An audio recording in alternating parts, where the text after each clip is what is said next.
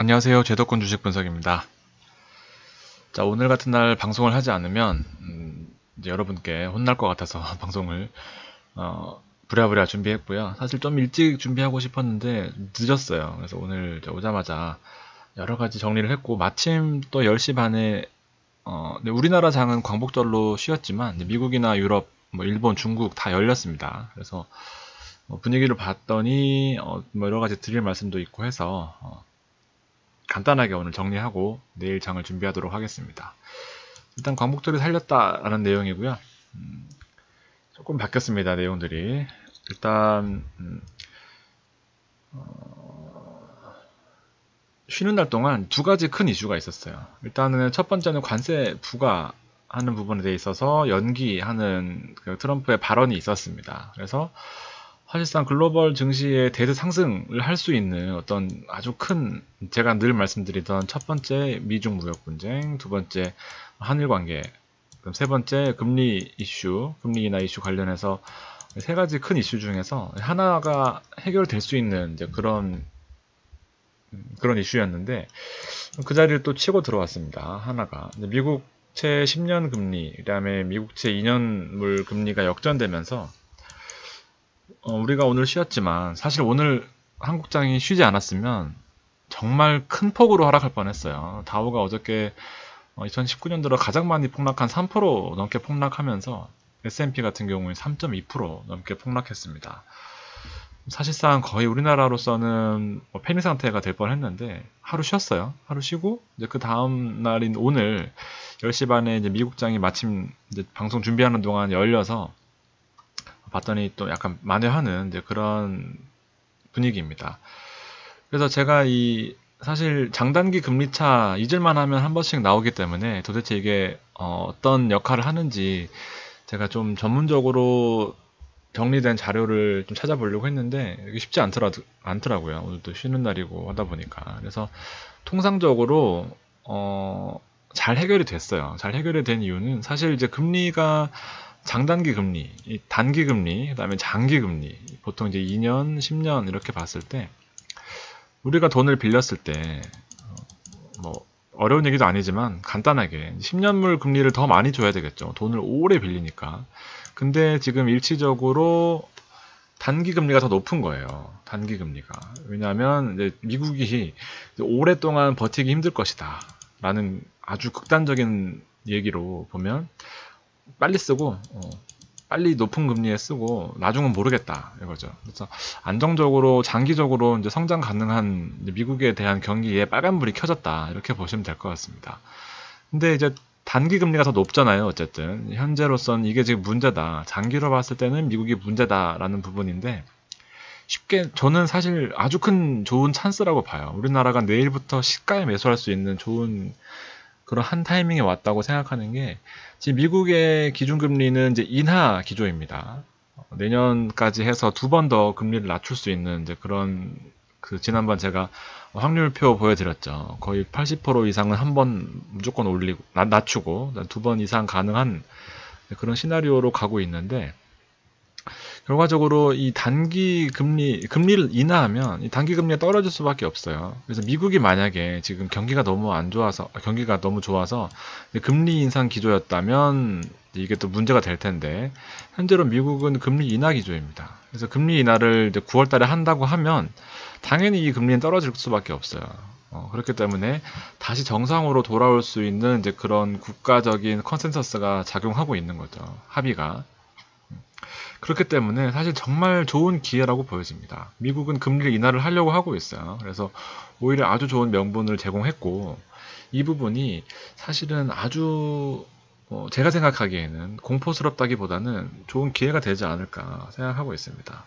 그래서 뭐 이런 부분을 좀 더 제가 아는 내용 말고 좀 어떤 증권사의 애널리스트들이 작성한 레포트를 좀 참고하려고 했더니 오늘 쉬는 날이라서 이런 자료들이 없어요. 근데 제일 기본적으로는 이 시나리오가 맞을 겁니다. 그래서 조금 더 과감하게 할 수 있는 또 그런 한 축이 오픈됐다라고 보여집니다. 그래서 종목을 따로 가져오진 않았어요. 여러 가지 종목을 많이 보고 있지만 사실상 뭐 LG노텍이나 한국전력, 그 다음에 뭐 LG 디스플레이도 많이 하락했지만 LG 디스플레이나 여러 대형주들 SK 하이닉스 그 중에서 저는 사실 건설주도 괜찮다고 보여지는데 사실 너무 살 게 많아요. 근데 몇 가지만 앞으로 말씀드리려고 합니다. 많이 말씀드리는 것보다 그게 나을 것 같고, 일단 가장 크게 보는 거는 실리콘웍스랑 한국전력, 그리고 LG 디스플레이, GS건설 이렇게 말씀드릴 수 있겠습니다.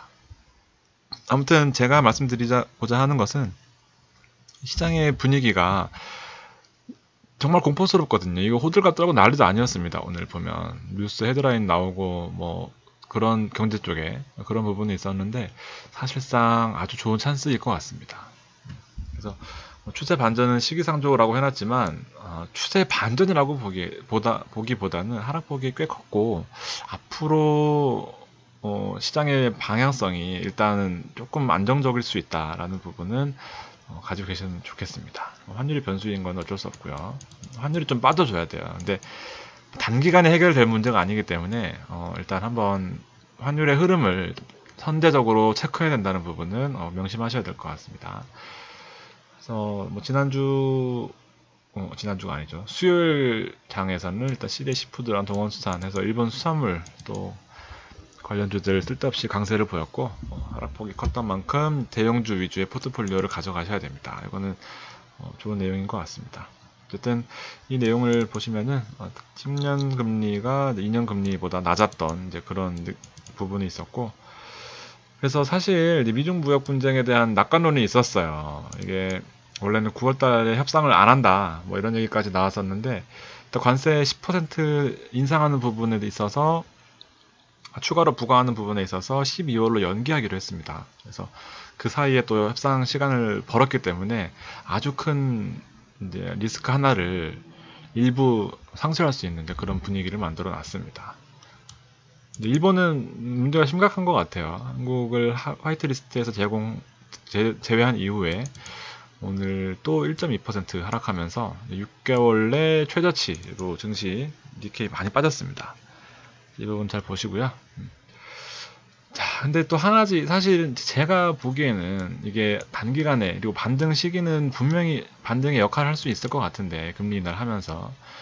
근데 제가 늘 말씀드렸던 요 두세 가지 있죠. 두 번째, 세 번째. 이제 글로벌 경기 회복, 이 고점 부담이 있던 부분, 그 다음에 돈을 계속 풀고 하는데도 경기 둔화가 있기 때문에 돈을 푼다는 내용. 그래서 잘 안 된다. 돈을 풀어도 경기가 잘 살아나지 않는다라는 부분이 결국 오늘 이제 금리차 역전되면서 전반적으로 글로벌 공포를 한층 키운 이런 모습은 있었습니다. 그렇지만 이 기회를 잘 살려야 돼요. 제가 보기에는 19년에 있어서 아주 마지막 기회가 되지 않을까 생각하고 있습니다. 이제 그러다가 11월, 12월까지 하락하다가 이제 12월부터 다 쉴 때 또 기관이 포트폴리오를 담아놓는 이제 그런 모습을 보일 거예요. 여태까지 그렇게 반복이 되었기 때문에. 그리고 제가 늘 말씀드렸던 것은 이제 18월 14일 날 중국 소매 판매가 나왔는데 예상치를 하회했습니다. 그래서 앞으로 중국에 대한 이제 경기 부양 뭐 그런 의지를 볼 수 있는 그런 부분이 될 것 같습니다. 내용을 좀 보시고 기대를 언덕까지 한 달 남았다는 내용은 아주 중요하죠. 이제 9월 18일 금리 인하가 거의 뭐 기정사실화 되어 있는데 그 부분에 있어서 잘 참고하시면 아주 좋은 기회가 될 수 있다라고 보여집니다.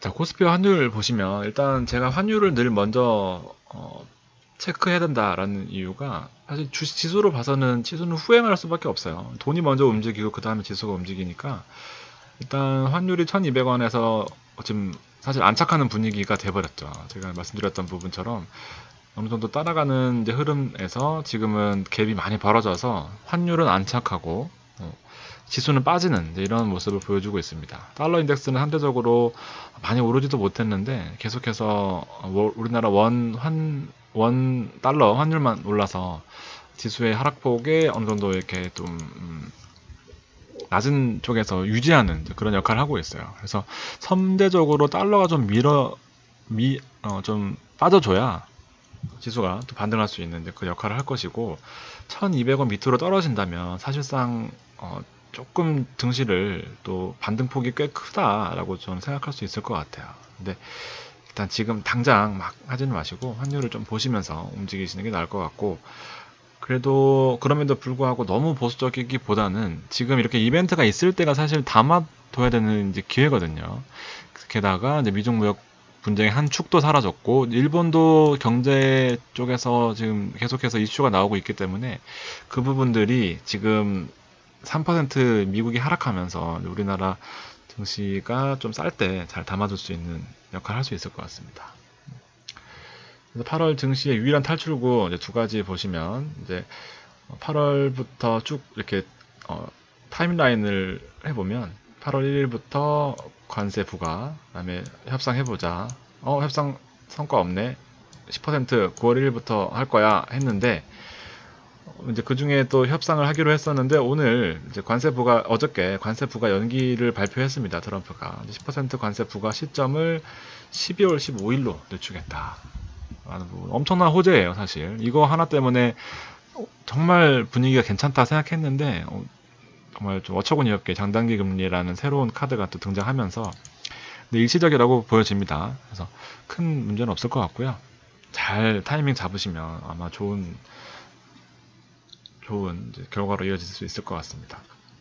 일본은 뭐 이런 타임라인 쭉 보시면 썩 본인들이 유리한 입장을 가져가긴 힘들 것 같아요. 지금 수출 규제 강화 해놓고 한국을 뭐 화이트리스트에서 제외하고 금리 인하도 하고 여러 가지 했지만 결과적으로는 6개월 내 최대치로 폭락하면서 서로가 서로를 지금 뭐 못 잡아먹어서 안달이지만 우리나라로서는 조금 뭐 약간 우위에 있는 그런 느낌을 보여주고 있습니다.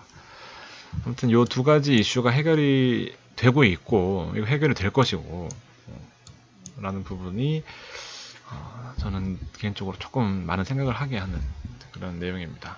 여기 있네요. 금리 인하 9월 달에 금리 인하, 이제 금리를 원래는 보통 25bp죠. 0.25를 인하할 수 있다는 확률이 지금 90%에서 한 70% 정도로 왔다 갔다 하고 있지만, 정말 두 번 금리 인하를 하는 수준인 0.5%, 50bp도 30% 가까이 올라오면서 실제로 금리를 내릴지 안 내릴지, 두 번만큼의 내릴지 안 내릴지는 모르겠지만, 이런 분위기가 뭐 이 증권사에서 한 게 아니라 블룸버그에서 컨센서스를 종합한 자료를 SK증권에서 가져온 거기 때문에 전 세계적으로 이렇게 보고 있다라는 그런 측면입니다. 그래서 일단 앞서서 9월 18일 날 FOMC가 예정되어 있지만, 그 전에 앞서 있는 8월 21일 날 파월 의장이 어떤 식으로 얘기를 할 것인지도 이제 시장에 좋은 가이드가 될 것이다 라는 부분을 말씀드렸습니다. 지수만 좀 보고 마무리하겠습니다. 어저께 폭락했어요. 3% 폭락. 뭐 엄청나게 빠졌습니다. 정말 계속 빠졌기 때문에 진짜 무서웠어요. 근데 오늘 지금 장 시작하면서 바로 진전되는 모습이죠. 사실상 우리나라로서는 일단 소나기는 한 번은 피했습니다. 정말 운 좋게 소나기는 한 번 피했어요. 진짜 패닉이거든요. 그러면 이미 또 손실 본 상태에서 이렇게 냉정하게 판단하기가 힘들거든요, 사실. 근데 한 발 물러서 있는 게 아주 또 도움이 된다는 부분이, 이런 식으로 시장에 참여 안 했기 때문에 시장을 좀 더 객관적으로 볼 수 있는, 제가 현금화 하라는 이유 중에 하나도 이렇게 객관적으로 한 발 물러서서 보면 시장이 조금 더 냉정하게 보입니다. 물론 맞을지 틀릴지는 까봐야 알겠지만, 나스닥도 그래도 하락폭을 만회하는 그런 모습이고요. 니케이도 마찬가지입니다. 뭐 어저께도 큰 폭으로 하락했어요. 근데 조금 만회하고 있는 그런 형국으로 오늘 마감했습니다. 전반적으로 시장이 좀 가라앉은 상태죠. 그 공포스러운 분위기가 조금 가라앉은 그런 상태고, 유럽도 마찬가지로 지금 뭐 유럽은 4시 반부터 열리니까 왔다 갔다 하고 있는 상황이고, 달러 인덱스는 안전자산의 역할을 하면서 조금 올라가 있다 이렇게 보여집니다. 우리나라로서는 환율이 1200원대에서 안착하는 이런 분위기가 사실상 가장 큰 악재라고 보여집니다. 여기서 환율이 전 수준으로 떨어져줘야 우리나라에서 코스피도 이제 2100까지 올라올 수 있는 그런 모습이고, 단기간으로는 계속해서 환율이 발목을 잡을 것 같아요. 중국 증시도 관세 부과 연기하면서 조금 상승하는 그런 모습입니다. 많이 빠졌었어요. 야간 선물 보면 4포인트 빠지면서 분위기가 좋지 않았었습니다.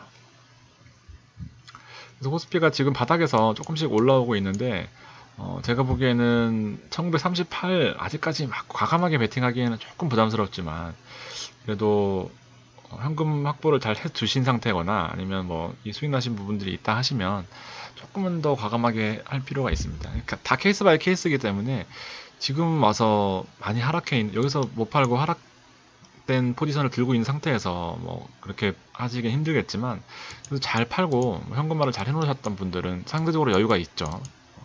아주 싸 보일 그런 구간입니다. 그래서 뭐 일률적으로 다 어떻게 하라라고 말씀드리긴 조금 그렇지만 분위기는 잘 본인이 판단하시는 게 좋을 것 같아요. 시장은 확실히 왜곡되어 있습니다. 월봉으로서도 20년간, 10몇 년간 지켜오던 이제 월봉선을 무너진 상태이기 때문에 이제부터는 뭐 각자의 그런 역량에 맡기는 수밖에 없습니다. 코스닥도 비슷한 양상이긴 한데 일단 크게 뭐 정말 올인해야 될 입장이 아니시면 코스닥보다는 현재로서는 코스피가 조금 더 어울리는 그런 장이다 보시면 될 것 같습니다. 전기전자 업종에 조금씩 들어오는 거, 그다음에 현대차, 현대모비스, 만도는 SL은 안 빠지고 있습니다. 계속해서 분위기가 괜찮고요.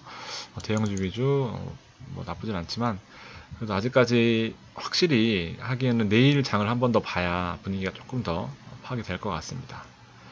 8월달부터는 뭐 현재로서는 뭐 계속해서 약세 모습을 보여주고 있고 되게 신기하죠. 6일까지는 상승했었다가 이제 그 다음부터 빠지는 그런 모습이 있습니다. 아까 보셨지만 이렇게 올랐다가 약간 밀리는 그런 모습.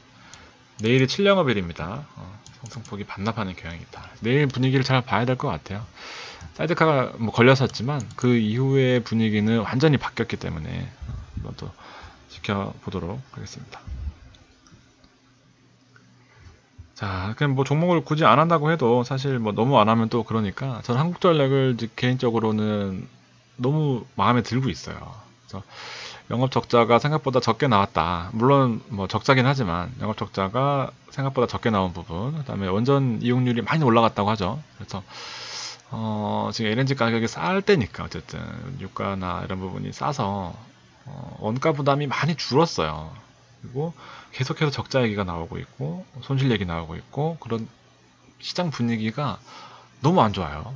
너무 안 좋은 건 반대로 너무 좋을 수밖에 없는, 바닥을 찍고 올라올 수밖에 없는 그런 분위기입니다. 일단 기본적으로 원가가 낮아졌기 때문에 지금 이 가격은 이제 원가, 그동안 원유가 높았을 때랑 비교했을 때는 분명히 메리트가 있다라고 보여집니다.